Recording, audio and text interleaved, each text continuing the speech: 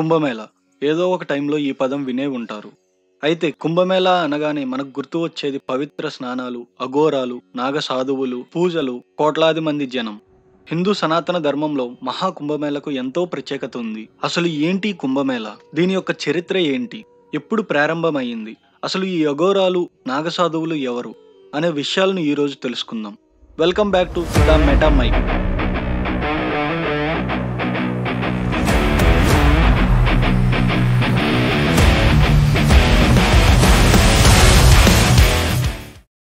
కుంభం అనగా కుండ, ఆరు కలశం.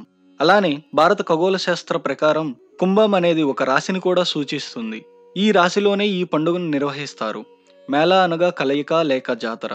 రాసుల యొక్క కలయిక మరియు కుంభరాశిలో నిర్వహించే ఉత్సవం కావడంతో దీనిని కుంభమేళాగా పిలుస్తారు.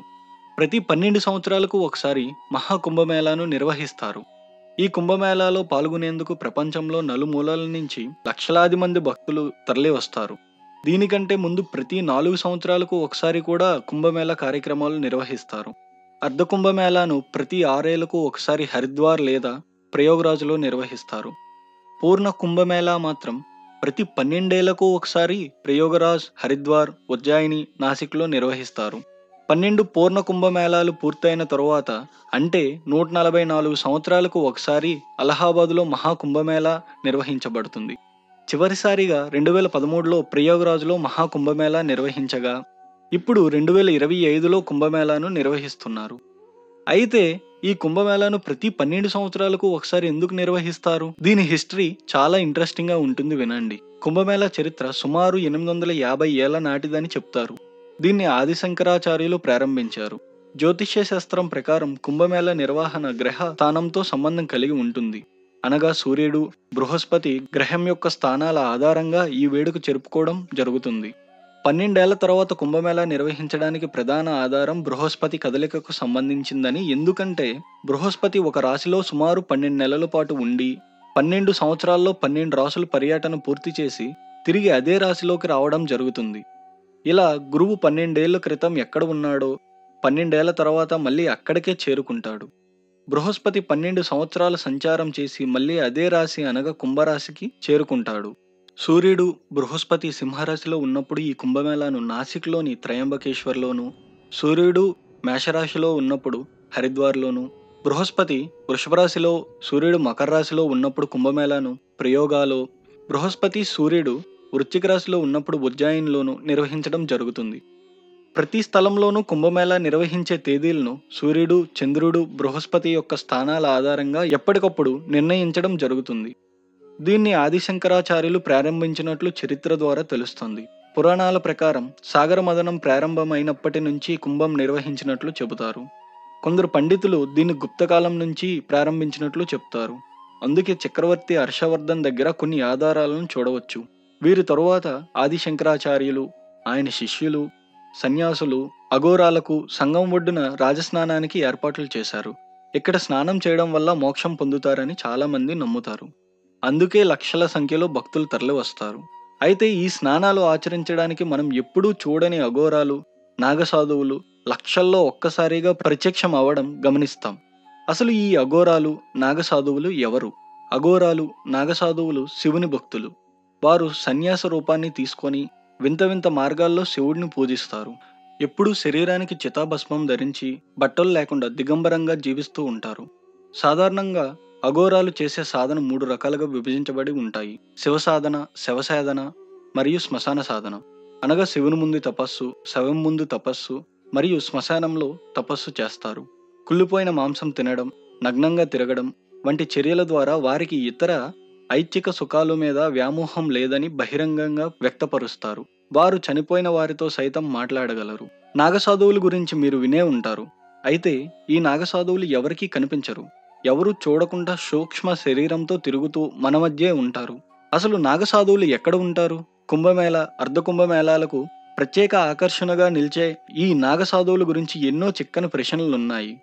అసలు నాగసాధువులు ఎవరు? ఎక్కడ ఉంటారు? వారు ఎందుకు ఏర్పడ్డారు? అనే ఎన్నో ప్రశ్నలు సామాన్యులకు వస్తూ ఉంటాయి. చాలామంది వీరిని అఘోరులుగా భావిస్తారు. కానీ వాస్తవానికి అఘోరాలు వేరు, నాగసాధువులు వేరు. నాగసాధువుల గురించి ఎన్నో విషయాలు వినిపిస్తూ ఉంటాయి. ఆదిశంకరాచార్యుల కాలంలో దేశంలో బౌద్ధం బాగా ప్రాచుర్యంలో ఉండగా అరబ్బులు, పార్షీలు దేశంలోకి ప్రవేశించి హిందూ దేవాలయాలను, సాధువులను చంపుతూ ఉండేవారు. వారిని కట్టడి చేయడానికి అప్పటి రాజులు ఎంత ప్రయత్నించినా అది కుదరలేదు.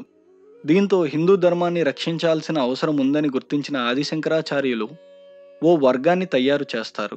ఆ వర్గమే నేటి నాగసాధువులు. నాగసాధువులు హిమాలయాల్లో ఉంటూ నిత్యం ధ్యానం చేస్తూ ఉంటారు. వీరు ఒంటి మీద నూలు పోగు లేకుండా విభూదిని రాసుకొని జీవిస్తూ ఉంటారు. కాలం ఏదైనా, ఎలాంటి పరిస్థితుల్లో ఉన్నా వీరు బట్టలు అయితే ధరించరు. వీళ్ళు కుంభమేళాల్లోనే ఎలా కనిపిస్తారు? నాగసాధువులు కుంభమేళా జరిగే సమయంలో తప్ప ఎప్పుడూ కనిపించరు. సాధారణంగా హిమాలయాల్లో ఉండే నాగసాధువులు కుంభమేళా సమయంలో మాత్రం అక్కడికి చేరుకుంటారు. అయితే హిమాలయాల నుండి వీరి ప్రయాణం కుంభమేళాకు స్టార్ట్ అయినప్పుడు వీరి ప్రయాణం ఎన్ని వేల కిలోమీటర్ల దూరం ఉన్నా మధ్యలో వీరు ఎవరికీ ఎక్కడా కనిపించరు.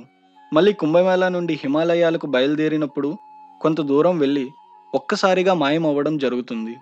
వీరికి అనేక శక్తులతో పాటు సూక్ష్మ శరీరంగా మారే శక్తి కూడా ఉందని ప్రజలు భావిస్తారు. వీరి ప్రయాణం ఒక మిస్టరీ. కుంభమేళా ప్రారంభంలో వీరి పవిత్ర స్నానాలు పుణ్యజలాలకు మరింత పుణ్యాన్ని ఆపాదిస్తాయని చాలామంది నమ్మకం. అయితే ఈ కుంభమేళాకు సంబంధించి 2 స్టోరీస్ చాలా ప్రచారంలో ఉన్నాయి. వాటిలో మొదటిది, దేవతలు తన శక్తిని పోగొట్టుకుని దానిని తిరిగి పొందడానికి కోసం అమృతాన్ని ఎలా అయినా సంపాదించాలని క్షీరసాగర మదనాన్ని చేయడం స్టార్ట్ చేస్తారు. దీనికి గాను వీరు అమృతం లభించాక చెరో సగం తీసుకోవాలనే ఒప్పందంతో తమ శత్రువులైన రాక్షసుల సహాయం కోరుతారు. ఈ సమయంలో అనేక రత్నాలు, అప్సరసలు, జంతువులు, విషం, అమృతం వంటివి బయటకొచ్చాయి. అయితే అమృతాన్ని కలిగి ఉన్న కుంభం కనబడగానే పోట్లాట మొదలవుతుంది. 12 రాత్రులు 12 పగలు దేవతలు, రాక్షసుల మధ్య అమృతపు కుండ కోసం భీకర యుద్ధం జరుగుతుంది. ఈ సమయం మానవులకు 12 సంవత్సరములుగా పరిగణించబడుతుంది. అందుకే 12 ఏళ్లకు ఒకసారి కుంభమేళాను జరుపుకుంటారు. ఈ కాలంలో నదులు అమృతంగా మారుతాయని చెబుతారు. అందువల్ల ప్రపంచం నలుమూలల నుండి అనేక మంది యాత్రికులు కుంభమేళాకు స్నానమాచరించడానికి వస్తారు. ఈ యుద్ధ సమయంలో అమృతపు భాండం నుంచి 2 చోట్ల అమృతం చుక్కలు పడ్డాయి. వాటిలో 8 స్వర్గంపై, 4 భూమిపై పడ్డాయి. కుంభమేళా నిర్వహించబడే ప్రయాగ్రాజ్, హరిద్వార్, ఉజ్జయిని, నాసిక్లలో ఈ అమృతం పడినట్లు నమ్మకం.